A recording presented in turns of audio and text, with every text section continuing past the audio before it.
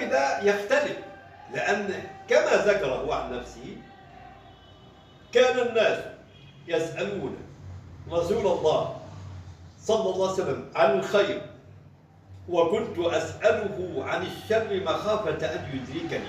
لقب هذا الصحابي بصاحب سر رسول الله. وكان يأتيه عمر بن الخطاب يقول له: أبي الله عليك، أذكرني عندك رسول الله؟ يقول: لا، ولا أزكي على الله أحدا. الصحابي هذا الذي لقب بصاحب سر رسول الله عليه الصلاة والسلام هو حذيفة ابن اليمان. حذيفة ابن اليمان كما جاء عند الإمام البخاري ومسلم أن النبي عليه الصلاة والسلام أسر إلى حذيفة بأسماء المنافقين.